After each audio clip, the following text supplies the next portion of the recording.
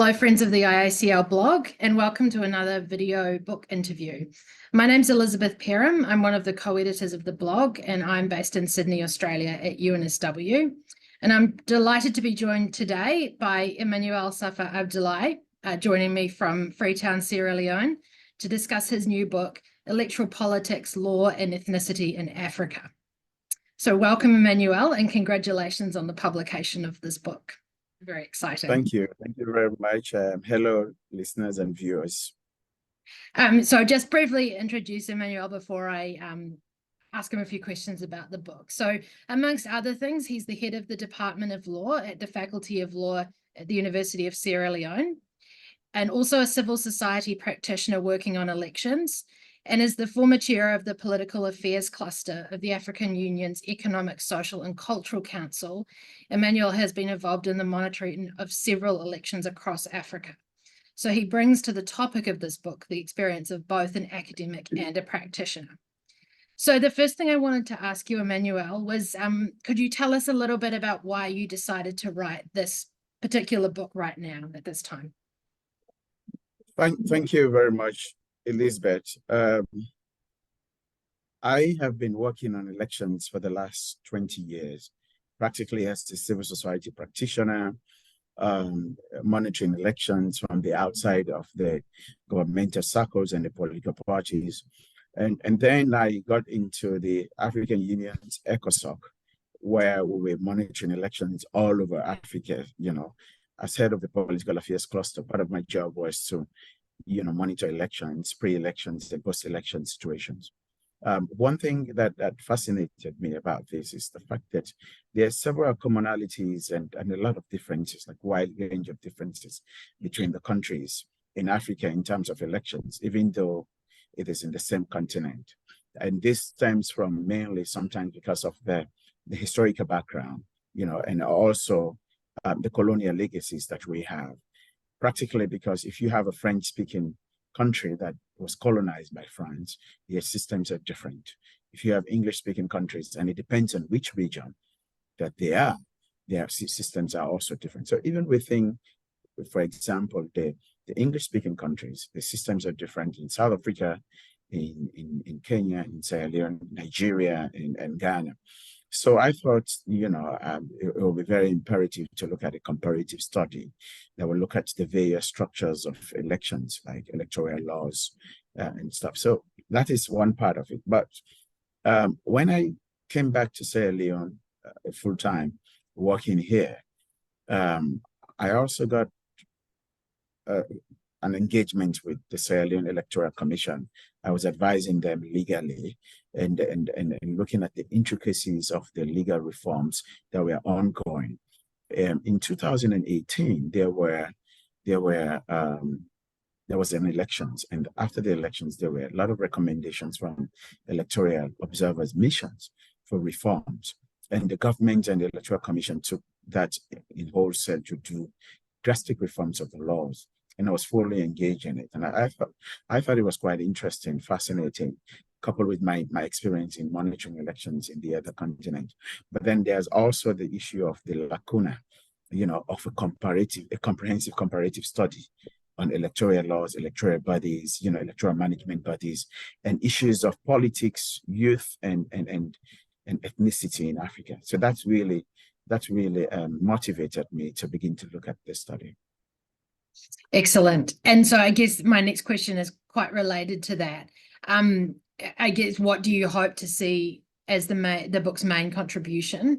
And then also related to that, who do you see as the main audiences for your book? So I guess some of that is about law reform, but perhaps you could speak to that a little bit more.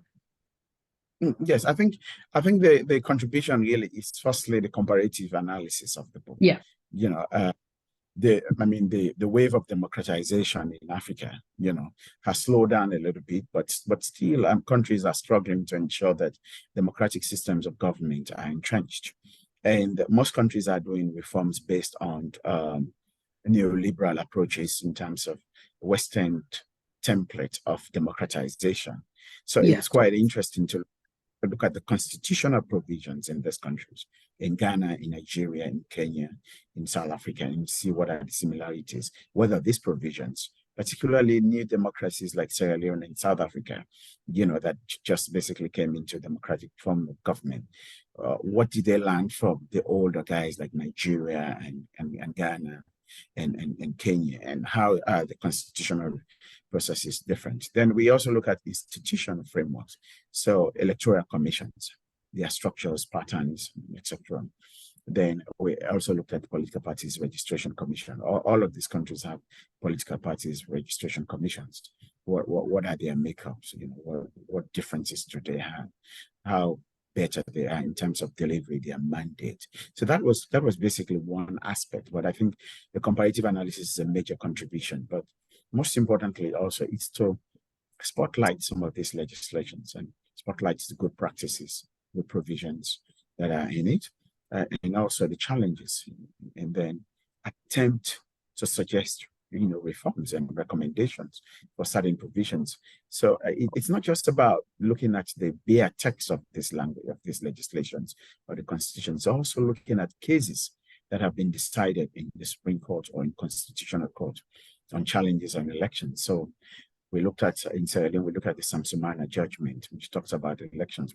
We also looked at the Kande Yunkela judgment, which basically is a very purposive case that talks about citizenship, expanding the platform for citizenship. As you know, citizenship is one of the things that have been used to deprive or ban people from contesting elections in many African countries. So that case basically gave positive interpretation that if you're a citizen of another country and you denounce that citizenship, you have a right to contest for president. We also look at the Nigerian case and the Raila Odinga case in Kenya. So these life cases brought life to the bare constitutional text in terms of analyzing them and sometimes critiquing them, and I think that also is helpful in terms of bringing to the spotlight the handiwork of Supreme Court judges or judges in these countries, where normally judges are sacred, are presumed or are seen to be very sacred, and people don't challenge whatever they say. So the book tries to analyze them, point out the glaring issues that they decided, but also sometimes critique them. So I guess these are some aspects of it, comparative analysis, highlighting some of these issues that otherwise would not be seen, but also bringing all of these 5 countries under one umbrella, it gives a bigger platform. So we are looking at academics, practitioners, lawyers, and postgraduate students to use this book, as a beginning of a comparative research on electoral issues, electoral laws, institutions. But most importantly, also, the book touches on 3 other issues that are germane to democratic progress. One of them is youth, the role of youth in elections, what provisions are being made in laws and provisions for young people. It also looks at violence when young people are used as instruments for perpetuating violence during elections. They looked at women, the role of women in elections. How do we empower more women in Africa? And point out to the laws that Sierra Leone has passed, for example, that empowers women to have 30% seats in public offices. So this is quite a fascinating exposure for women's role in politics in Africa. And then finally, we looked at citizenship, which I've mentioned, and looked at laws and constitutional provisions on citizenship and ethnicity. Ethnic politics is perverse in the continent, and it's used as an instrument for entrenching power and sometimes, tensions that have led to violence or civil war. So these are really some of the issues which we think students from the law, political science, social sciences, students from peace and conflict will be interested to look at, and also other researchers. Excellent. It sounds like a really, really rich study. And I guess maybe I asked just a question about what are some of the challenges you face when writing the book? And I wonder, how did you think about putting together a book that would sort of span so many jurisdictions across a really huge continent? So firstly, I had monitored elections in South Africa and Yeah, Kenya and Ghana. I yeah, have not been fortunate to go to Nigeria to monitor elections. But then part of the study was that you cannot leave such a big democracy like Nigeria out.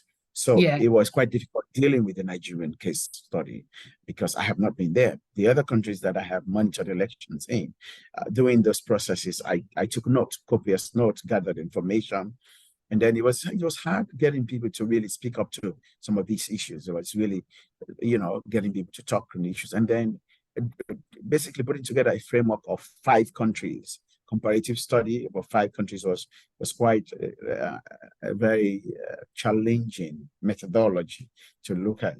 But then at the end of the day, I think my experience in the field helped a lot, yeah, using the contacts that I have gathered, and also the civil society network on electoral observation and monitoring in the continent became very useful. I had to tap into that. So talk to people, interview people, and look at statistics. And one of the things that is of major concern is the fact that most of what is being written on elections, electoral laws, electoral violence, are being done by NGOs. So it's right. really quite a major challenge. So I mean, how much weight you can place onto sources like that, non-academic sources like that, and at the same time, me, with my background in civil society for 20 years, you also know that NGOs tend to want to only problem identify in order to justify projects. So these are challenges that you have to bear in mind, and try to further verify whatever you get from them, from those sources. And like I said, it's hard to find specific books on several countries. You can find one book on Nigeria or 3 books on Nigeria or South Africa specific. So in terms of comparative analysis, you have to do that yourself, set your framework. So it was quite challenging, but I think it was also worth its while, and it's quite fulfilling that I was able to do it. Yeah, I mean that's incredible because you created that for other people now. Um, and I guess I'm also interested just on that kind of, I guess maybe on the academic side, or maybe not, maybe on the civil society side, whose work was particularly influential on you when you were kind of putting the project together.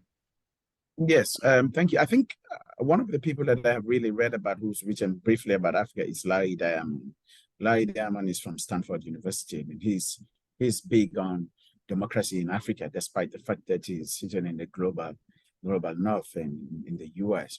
So I have had a lot of conversations with Larry Diamond. There's also a professor here, Professor Ibrahim Abdullah, who has done quite a research, and we always bouncing back ideas on the phone. And so when I looked at what they have written and published, I thought, in order to get democracy working, you have to get democratic institutions like electoral management bodies working. And in order to do that, somebody has to look into the frameworks, their makeup, their composition, the challenges they face, particularly so when democracy is being pushed down on most countries in Africa.